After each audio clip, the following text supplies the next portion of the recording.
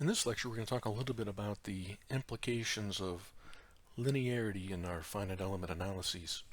I do have some prepared text that I'm going to pop up here in a minute, but then I'll kind of supplement that with some pictures and figures that I'll draw. All right, so choosing a linear static analysis in FEA is more than just selecting an option from a drop-down list in our FEA code. You know, certainly that's how it's implemented, but there's a lot of things that are implied by that assumption that we have for modeling whatever system that we want to model. Now, this is two parts: linear static analysis. We'll first talk about the statics part of it.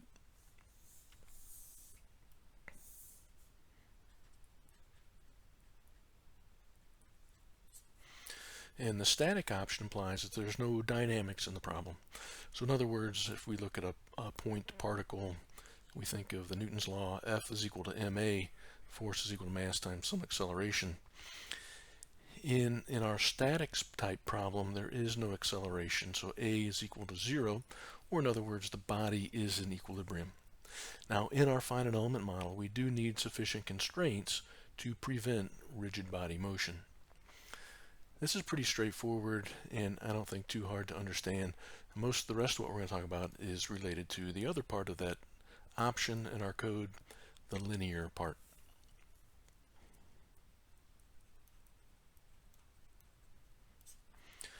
Okay, so required material property inputs for a linear elastic analysis are pretty minimal.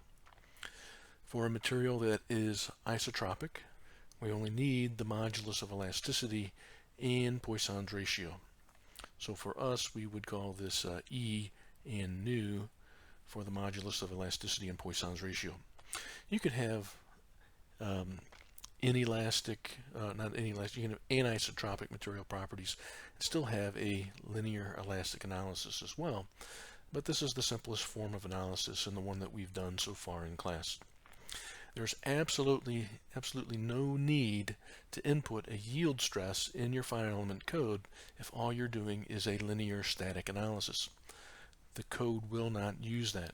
Don't fool yourself into thinking that maybe this has it will turn on non-linearity once it reaches the yield stress. If you select the option for a linear static analysis, it's going to completely ignore any of the materials options that it doesn't need, including any proportional limit or yield stress.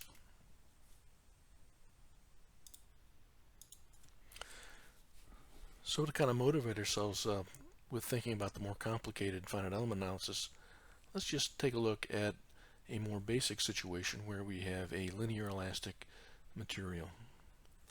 Okay, so this would be metals. You know, making the slope fairly exaggerated in this picture. If we were to have a scaled diagram, it may not look quite like this for stress and strain, but you notice I haven't put any tick marks on here or anything. Most metals will behave in such a way below their so-called proportional limit stress, which there's a linear region where stress and strain are proportional to one another. If we were to find the slope of this stress-strain curve, the rise over the run, we would have our modulus of elasticity, E, that we talked about, sometimes known as Young's modulus.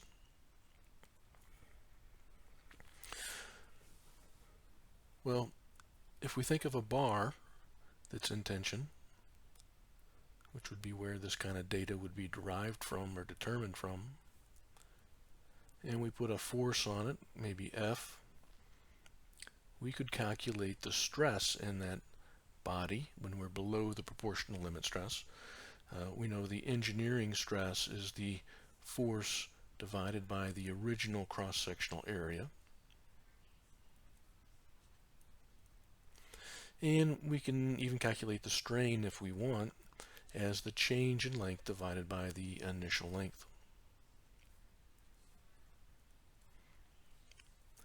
And then in the case of Hooke's law, where we have this proportional relationship, stresses and strains are linearly related by the equation of a straight line. Instead of y is equal to mx plus b, we have the formula sigma is equal to E epsilon, and with a zero intercept if we do not have any strain at zero stress. Or if we rearrange this, we can find our strain in the axial direction I'm talking about now is sigma divided by the modulus of elasticity E. Well, there are some implications to this. If we are at a certain level of load, maybe this is F1, and we were to double that load, and we're still in the linear elastic region, then we would get exactly double the stresses and double the strains.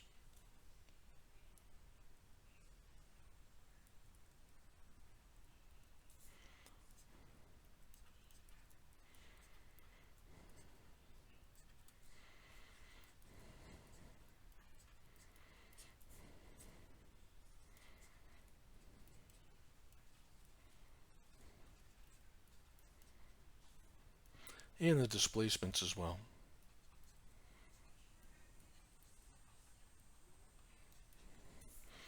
Okay, so I'm going to kind of abbreviate this as sigma, epsilon, and u. And these are the major things that we get out of our finite element code. We get stresses, strains, and displacements at nodes or integration points or wherever we're either calculating them or extrapolating them out to. If we want, we can even come up with an equation for the change in length. It's not quite the displacement, but if it's fixed on one end, then we can think of that as the displacement.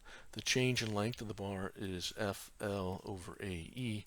And in this, we can see quite clearly that if we double the force, we get double the displacement, or the change in length.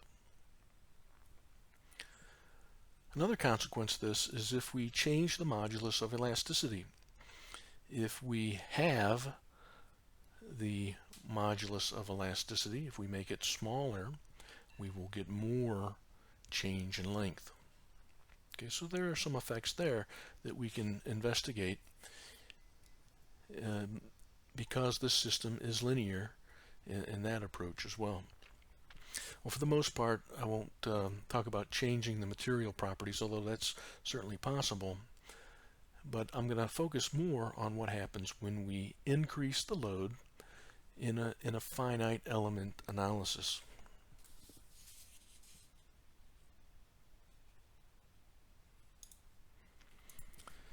And before we get into that, let's talk about what something means to be a linear operator.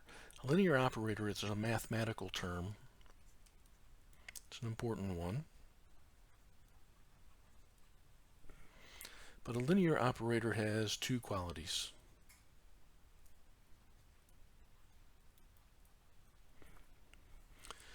If we have something, and I'm going to call it some function f, if we have some function f that operates on two things added together, we would get the same result, if it's a linear operator, as if we were to take that function, whatever it is, and have it operate on those two things separately and then add the result together. All right, we'll see how that applies to our FEA in just a little bit. And the other thing about a linear operator is if we have some value that we're taking our function and operating it on, if we multiply that value by a scalar, m, well then the result will be the same as if we took that scalar m and multiplied it by the function acting on that value by itself.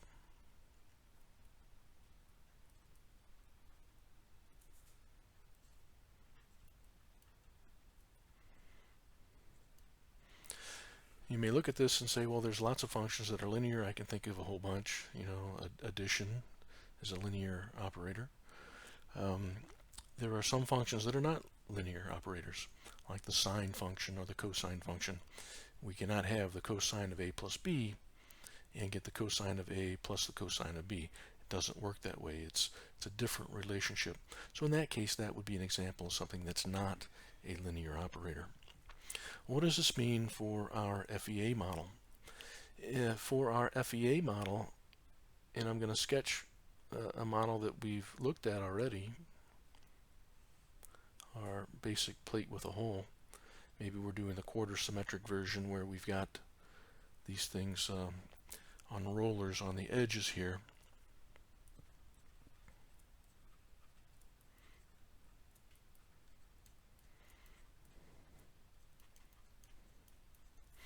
And we're doing a linear static analysis.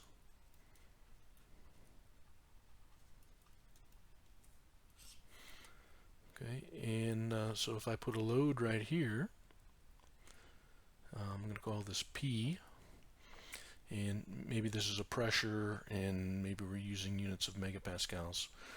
We don't have to specify our units, but it's going to be more convenient later on when I get into some of these details. Well, if I apply, say, 1 megapascal pressure, and I do a linear static finite element analysis, somewhere in this plate I have a little stress element that I'm looking at. On that stress element, at that particular spot, I get some sort of stress state. And I'm just going to make up some numbers here. Maybe my sigma x is a half a megapascal. There's some sort of stress concentration in the vertical direction. And I have 2.5 megapascals right here.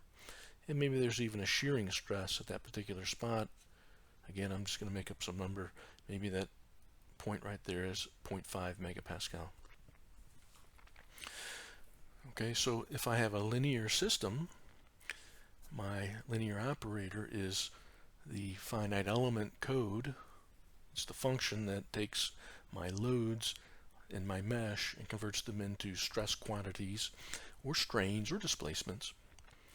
Well, if I decide to double that load,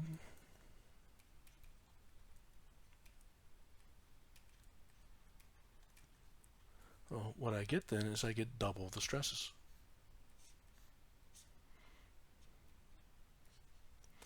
So I'd have 1 megapascal,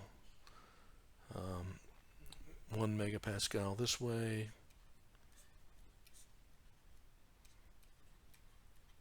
and I'd get 5 megapascals this way. I'll write it down here. If I triple the load, I'll get triple the stresses.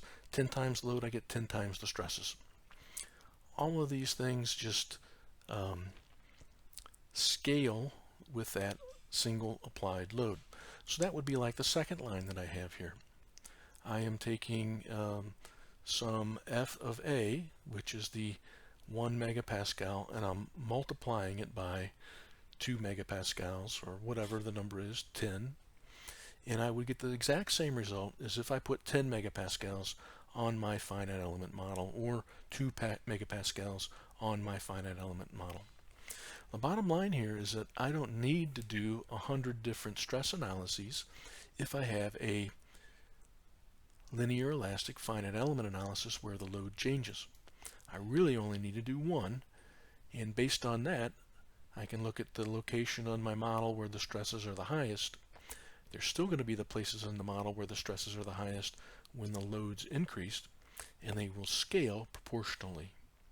Okay, so this is an important implication of linear elastic finite element analysis. It can simplify your life considerably, and this is something that's taken advantage of quite frequently by FEA analysts, and is something that you'll do it and you won't even really think about what that implication is. The other part where we have the F of A plus B is equal to F of A plus F of B, that's also an interesting case, and we can talk about that as well.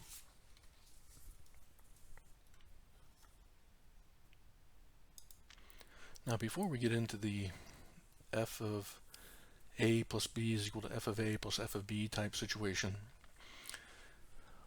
let's consider an entire time history of pressure on the top edge of our plate. Suppose we have an entire time history of pressure in megapascals. We can find the stress history at any point in that plate based on a unit load analysis that we just talked about.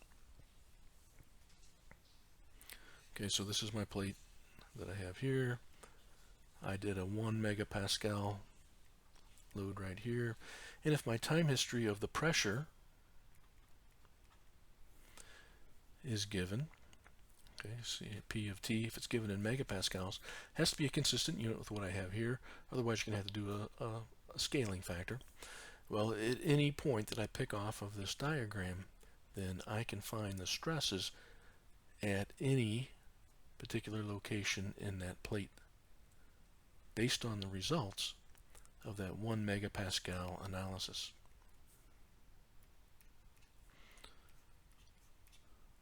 Okay, so what would that look like?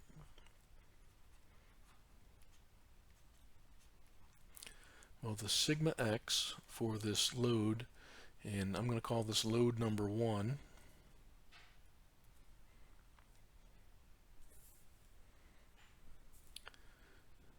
We have the sigma y and the tau xy for the load number 1. Well, if I want the time history, what I'm going to do then, sigma x1 as a function of time is going to be the sigma x1 from the unit load times P of T. And likewise for these other stress components.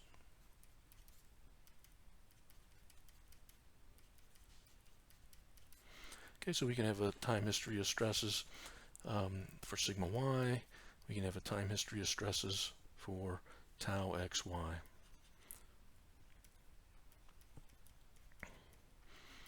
And it's more general than looking at this one little point that I've identified right here.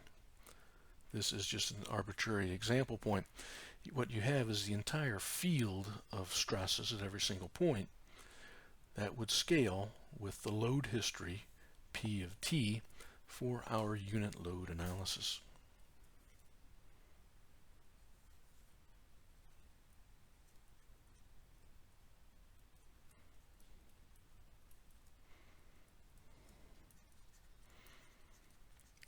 And I'm using stresses just because we're probably most comfortable with stresses, but the same can be said for strains and displacements. Well, next let's take a look at what happens when we have two time histories of load that we want to analyze. All right. So suppose we had a biaxially loaded plate. So with a biaxially loaded plate, we might have loads in the vertical and in the horizontal direction. I'm going to call this load P2. And P2 might also have a time history of load that goes with it. So I'll make this a little subscript 1, I'll make the subscript 2, and it's also in megapascals, and it has maybe a different time history, but something not too different. Kind of has its ups and downs. All these different little points, either from the peaks or from somewhere else that we can get. Well, I know I can do a linear elastic finite element analysis. I could put P1 on there and P2, and I could put the time histories into these. I really don't need to put the time history in the finite element code if I know it's a linear elastic analysis. So what I need to do then in this case is I first find the stresses from the application of P1 with a unit load. And then I do a separate finite element analysis case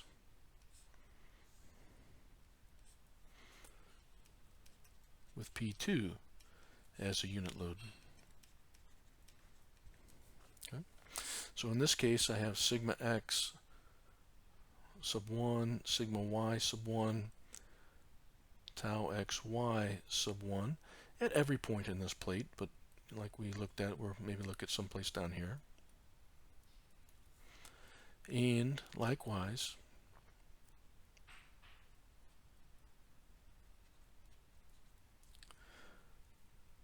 I have sigma x, sigma y, and tau xy at that same position from the load number 2 with a unit case.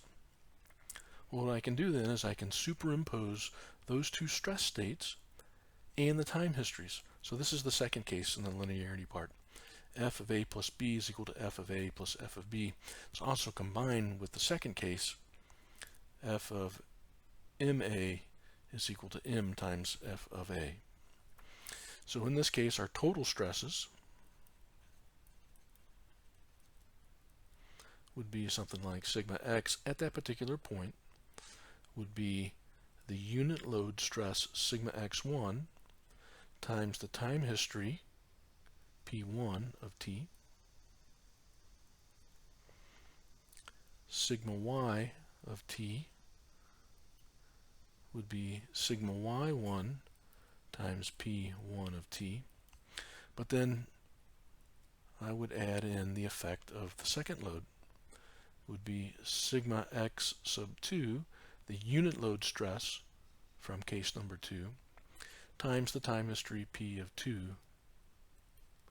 and likewise down here for sigma y. I think I have all my subscripts right. And we can do the same thing for tau xy. Let's just go ahead and write it down for completeness. We have the shearing stress from unit load case 1 times p1 of time, and then the stress state tau xy2 from unit load case 2 times p2 of time at the same point. Now, for practical reasons, if you want to do this, you would end up using the same finite element mesh for both cases. You'd want to have a converged finite element analysis case, and it needs to be converged for both cases independently. Okay, so those are a couple of things to watch out for. So if we have a linear static analysis, this really gives us a whole lot of information, more information than you might think of when you first look at this. Some people will only do unit load analyses. They won't actually put in the real load. They'll just do a unit load analysis, and then later on they'll find out what the real load is, and then they scale up all their results. If you become a fatigue analyst, then this will be a very common procedure that you would use, and there are automated features in finite element codes that will do this kind of superposition of unit load cases for you when you supply the time histories of load.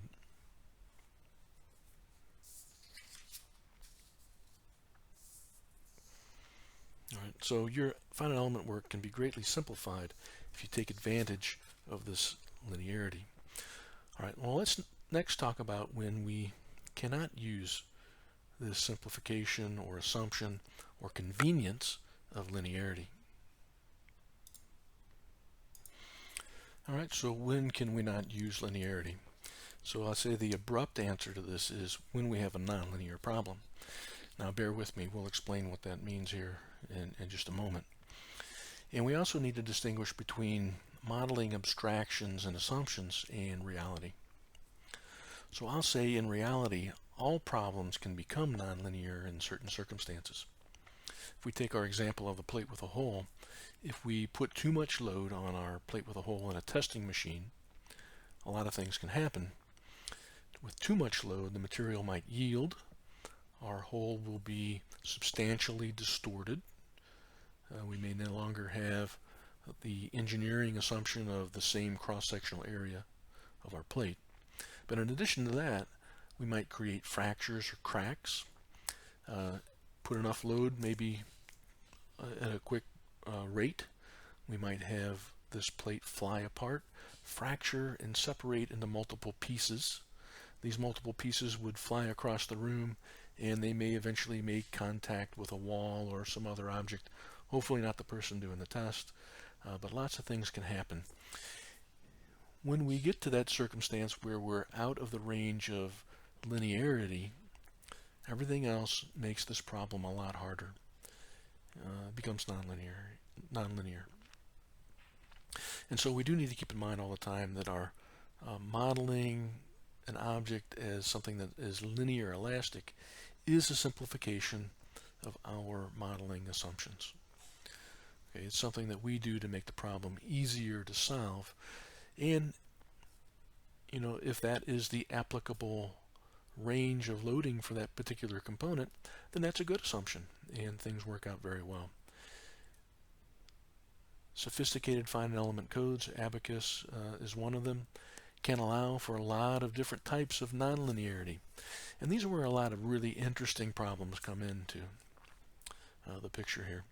We could have material nonlinearity, geometric nonlinearity, initiation and release of contact, material separation and failure, and other things that cause our problem to be nonlinear. As an analyst, it's going to be your job to make sure that you understand when you need to do those sorts of nonlinearities and incorporate them into your analysis. We'll do an example later in the semester where we go and look at drawing of a steel and copper wire, a bimetallic wire. So that is a nonlinear problem. There's a lot of contact, there is material nonlinearity, and we could even incorporate material failure into those types of problems. When we have these different things, our answer is going to be load and load history dependent. We're no longer going to be able to apply that simplification of superposition of results. And these can be some of the very most challenging problems to model for the physics of a particular system. Now, just in case we're not clear what some of these nonlinearities mean, I'll kind of make a sketch out to the side. Of course, material nonlinearities would be looking at stress-strain curves above the proportional limit stress, where you have material inelastic behavior, plasticity, viscoplasticity, all these different things where your stress and strains are no longer linearly related. Geometric nonlinearities could be a situation where you have maybe a long and thin column. It's not a very good looking column, but if we have a long and thin column, this thing may swing out substantially. We're kind of beyond our basic our body doesn't deform very much type of assumption. We can have large deformations, and so that could be a geometric nonlinearity. The load path would look different when that thing is swung out as compared to when it was kind of straight up and down before it buckled. Initiation and release of contact. A lot of interesting problems involve an object hitting a wall or going through a die or something making contact with something else, like a car on a road or something like that. Contact, if it gets initiated and if the contact releases, those can be very difficult nonlinear types of problems. Material separation and material failure. If you are modeling a tensile stress strain curve, maybe you want to model it linear elastic. That gives you one set of results, applicable under certain conditions. If you model it as elastic plastic, that may give you another set of results, applicable under certain conditions. If you model failure and plasticity, well, you might be able to model the fracture of that specimen separating out into pieces.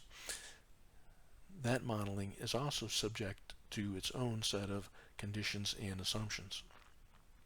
And that would be an example of another nonlinear type of problem. All right, so I think we got a chance to talk a little bit about these things.